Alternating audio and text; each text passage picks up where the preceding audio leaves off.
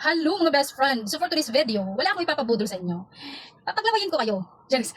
So eto nga to. Viral na viral to dito. Lagi itong dumadaan sa FYP ko. Nakakapaglaway. Alam mo kung pinahirapan akong hanapin itong cream cheese na to. Diyos ko, pumunta pa talaga ako sa malaking pure gold para mahanap lang to. Kasi wala po dito sa maliit na pure gold at saka mga tindahan dito sa palengke. Wala silang cream cheese. Bakit? So nung Sunday, syempre napabili ang person dahil gusto kong itry itong cream cheese at saka bell pepper at saka yung Cheetos. Kaya sarap na sarap man ang mga person. So naglalaway man ako kay puro man yung mga yun ang kinakain nila dito sa aking FYP. So dahil ang gitera tayo, ay naku, itatry natin. Umayos ka. Dapat masarap to kasi ang mahal-mahal ng mga to po. Anak ng tinapa. Di pa nakabukas. So nailagay ko na dito. So base dun sa napanood ko, tinanggal po muna yung mga buto-buto dyan, yung mga alam mo yun. Tsaka hugasan po ninyo ng maayos. Opo, hindi yung basta-basta na lang kayong kakain ha. Kailangan hugasan nyo. Maayos kayo, mahal-mahal ng pinuhunan ko dito. Kasi yung mga nakikita ko, sarap na sarap eh. Alam mo yun? Hindi ko nga alam kung tama tong cream cheese na nabili ko eh. Basta cream cheese yung pangalan. Kailangan daw marami yung cream cheese. Tapos, kailangan daw marami yung Cheetos. Ganyan daw yun oh. Tinutusok-tusok nila eh, diba? Tinutusok-tusok.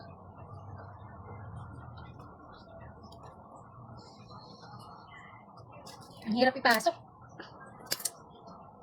Mahal pa naman itong Cheetos, 206. Nagkwenta. Basta, kailangan masarap to. Kailangan masarap to ha. Hindi gigil ako. Ito siya oh. Dapat ganyan siya. Very perfect. So, dapat perfect din yung lasa niya ha.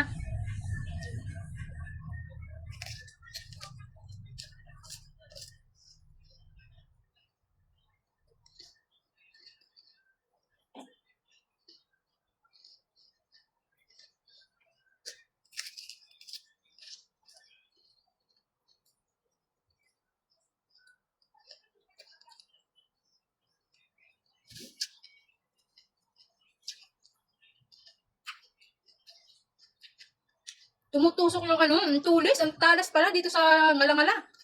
Kaya hindi ko nakagat-agad yung ano, yung bell pepper.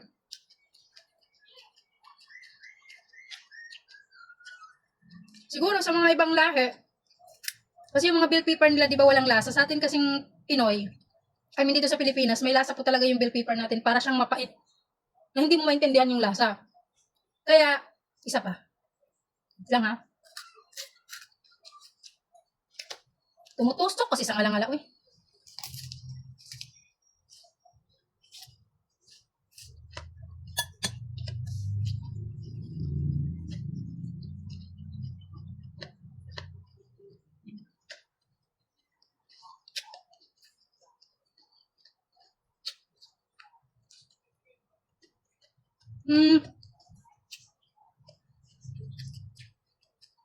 Para sa akin,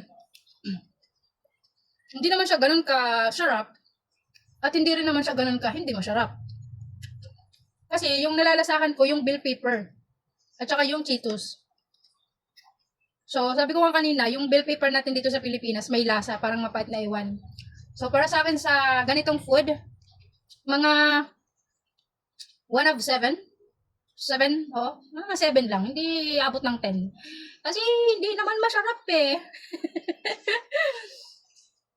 Parang kumakain lang ako ng bell pepper na may chichirya, na may Cheetos, ganun. Hindi ko malasahan yung cream.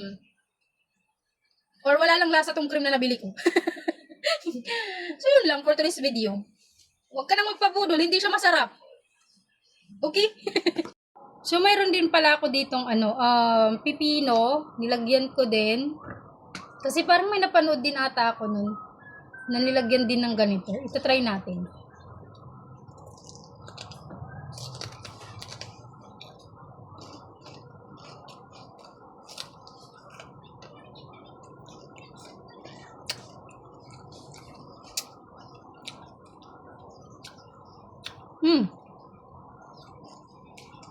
Mas mainam to guys. Pipino ang gamitin nyo kaysa bell pepper. Kasi yung bell pepper parang hindi nyo ata magugustuhan yung lasa. I told you. Parang sarap.